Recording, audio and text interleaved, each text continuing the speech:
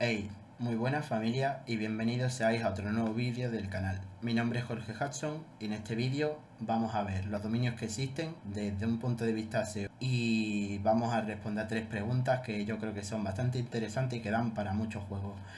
Una, ¿qué tipo de dominio escoger dependiendo de nuestro proyecto? ¿Puedo posicionar un dominio territorial en otros idiomas? ¿Merece la pena comprar diferentes dominios territoriales para un mismo proyecto? Todo eso en el vídeo. Así que vamos al lío. Hay 3 tipos de dominios. Están los genéricos, los territoriales y los dominios premium. Esto desde un punto de vista SEO, ¿vale? No vamos a hablar de primer nivel, segundo nivel, no vamos a hablar de eso. Los genéricos son los .com, .org, .net, .info. Estos dominios genéricos que te he dado como ejemplo se utilizan sobre todo porque se pueden posicionar en cualquier parte del mundo, en cualquier idioma. Tú puedes traducir tu página web en diferentes idiomas y rankear ese dominio sin problema. Por otro lado, están los dominios territoriales.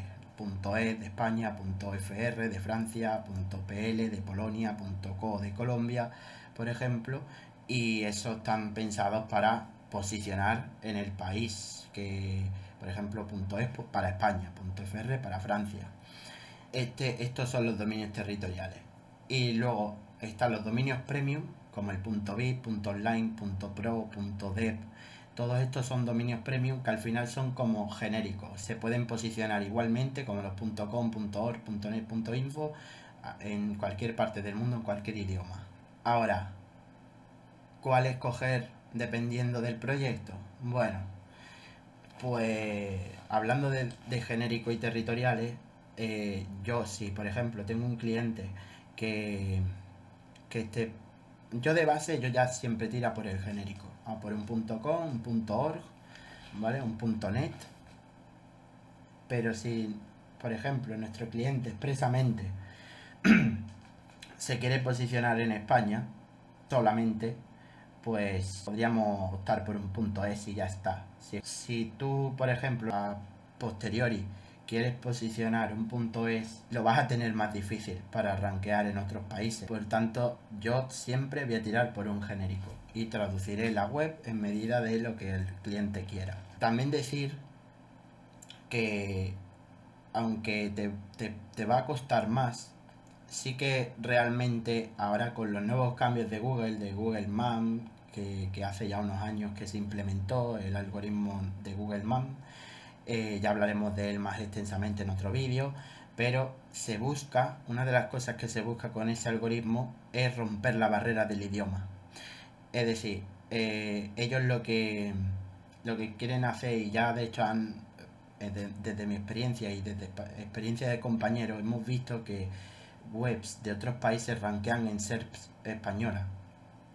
Al final esto lo que se busca es que si tu contenido, aunque esté en español, es muy bueno y resuelve mejor la intención de búsqueda, imagínate que alguien que está buscando lo mismo, pero en China, porque el contenido chino no vale o lo que sea, pues darle tu contenido traducido a su idioma. Eso es lo que se quiere. Sobre todo porque hay países donde no hay suficiente contenido que satisfaga las necesidades de los usuarios que están buscando.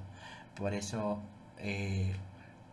Google está haciendo esto y va por ese camino. De hecho, ahora también con la nueva inteligencia artificial que quieren implementar en el buscador, esto pues lo más probable es que se estandarice mucho más, que tu contenido al final se pueda ver en otros países.